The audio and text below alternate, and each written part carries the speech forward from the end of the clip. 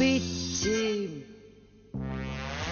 es el chulo que castiga. Vestida de hombre, cantar una canción. ¿Qué pasa?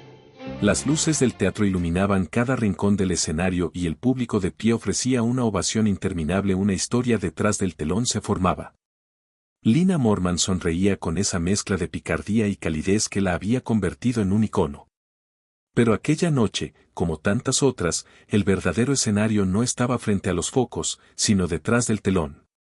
Allí, en un camerino impregnado de perfume y recuerdos, se tejía una historia que había permanecido oculta durante décadas. A finales de los años 70, España atravesaba un momento de cambio profundo. La dictadura había terminado, pero el peso de las viejas costumbres seguía condicionando la vida privada.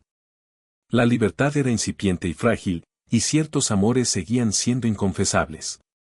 Lina, consciente de las reglas no escritas que regían el mundo del espectáculo, había convertido su intimidad en un territorio inaccesible, protegido con la misma disciplina que aplicaba a cada ensayo.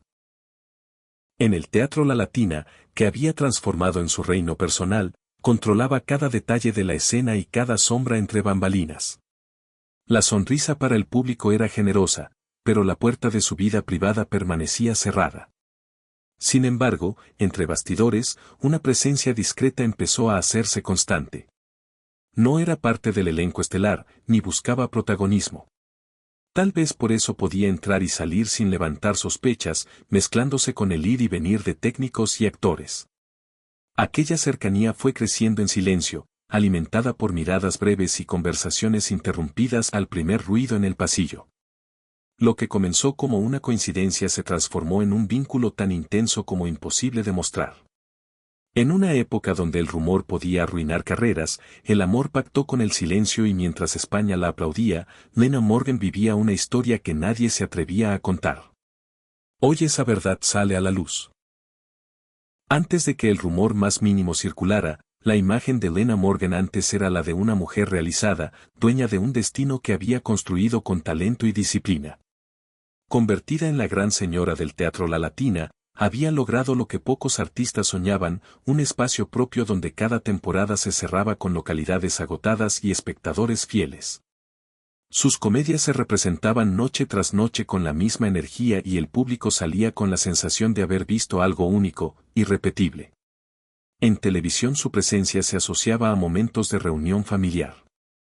Programas como Compuesta y Sin Novio o Hostal Romance and Horas congregaban a millones de espectadores frente a la pantalla consolidando su figura como símbolo de un humor limpio y elegante. Las portadas de las revistas mostraban su sonrisa amplia, su mirada vivaz y una profesionalidad que nadie cuestionaba. Recibía homenajes, premios y reconocimientos que celebraban no solo su talento, sino también su capacidad para mantenerse lejos de cualquier escándalo. En actos públicos siempre aparecía impecable, con un vestuario cuidado y un porte que transmitía seguridad. Su forma de responder a los periodistas era educada y calculada, contestaba con ingenio a las preguntas sobre su trabajo y esquivaba con elegancia cualquier intento de indagar en su vida privada. Esa barrera era parte de su estrategia para proteger lo que consideraba suyo. A ojos del público, Lina era la encarnación de la mujer independiente, capaz de triunfar sin la necesidad de exhibir una vida sentimental. Su aparente soltería se interpretaba como una consecuencia de su dedicación absoluta al oficio. Sus ausencias esporádicas se atribuían a compromisos laborales o a merecidos descansos tras temporadas agotadoras. Pero entre quienes la conocían de cerca, había señales que no encajaban del todo en ese retrato perfecto. De vez en cuando aparecía en el teatro una figura que no pertenecía al equipo fijo, alguien cuya presencia no parecía justificarse por razones profesionales, miradas breves en el pasillo, charlas que se interrumpían de golpe cuando alguien entraba y una atención especial que no pasaba desapercibida para los más atentos. La perfección que rodeaba a Lina Morgan era real, pero no completa. Debajo de la imagen impecable había matices que no se dejaban ver en los focos. El teatro, con su capacidad para magnificar gestos y emociones, también servía de escudo. La televisión, con su insistencia en mostrar lo que conviene, aceptaba su norma de discreción y así, durante años, el relato oficial siguió intacto. Sin embargo, la llegada de una persona inesperada pondría a prueba aquella vida meticulosamente construida. No hubo titulares ni flashes que anunciaran el inicio de aquella historia. Todo comenzó en la penumbra de un camerino cuando el bullicio del público ya se había apagado y el teatro recuperaba su silencio natural. Lina Morgan, acostumbrada a vivir entre decorados y aplausos, descubrió en una presencia discreta una complicidad inesperada. No era una actriz de renombre ni figuraba en las páginas sociales, pero su llegada al entorno de la Latina coincidió con un momento en que la actriz necesitaba, quizás sin admitirlo, un refugio emocional. Los primeros encuentros se dieron en la rutina del trabajo. Eran comentarios rápidos entre escenas, sonrisas fugaces que se prolongaban más de lo habitual y miradas que parecían reconocer algo compartido. Lo que al principio no era más que cortesía profesional, se transformó, con el paso de las semanas, en una conexión cada vez más evidente para quienes sabían observar. No había gestos grandilocuentes ni declaraciones abiertas. En aquella España de transición, la prudencia era una medida de supervivencia. El teatro ofrecía su propio código de lealtad. Entre bambalinas, todos sabían cuándo desviar la mirada, cuándo fingir que no habían visto a alguien entrar o salir de un camerino. Esa complicidad tácita permitió que las conversaciones se hicieran más largas, que los ensayos se prolongaran sin motivo aparente y que las salidas después de función se planificaran con precisión para evitar ser vistas juntas. A medida que el vínculo crecía, también aumentaban los riesgos. Bastaba con que un periodista curioso decidiera investigar para que el rumor se convirtiera en noticia.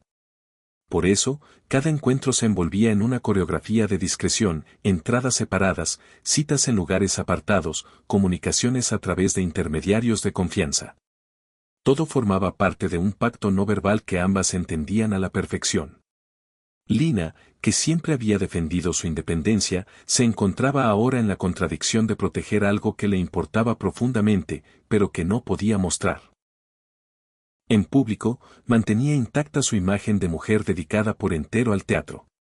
En privado vivía momentos de intimidad que se grababan en la memoria como escenas que jamás se representarían ante el público. La tensión de ese doble mundo se intensificó cuando en paralelo comenzaron a aparecer los primeros síntomas de un problema de salud que Lina decidió mantener en secreto. Durante las grabaciones de Hostal Royal Manzanares, soportó tratamientos y visitas médicas sin dejar que el público ni gran parte del equipo se enteraran. La persona que compartía sus confidencias se convirtió en un apoyo esencial en esa etapa, un pilar silencioso que la acompañaba sin pedir protagonismo. Sin embargo, los muros del silencio empezaron a agrietarse. Los pasillos del teatro, siempre llenos de comentarios, comenzaron a reproducir susurros sobre aquella cercanía. En el entorno mediático, algún fotógrafo creía haber visto más de lo que mostraban las fotos. Y ciertos periodistas especializados en farándula tanteaban con preguntas sutiles que Lina esquivaba con su habitual elegancia.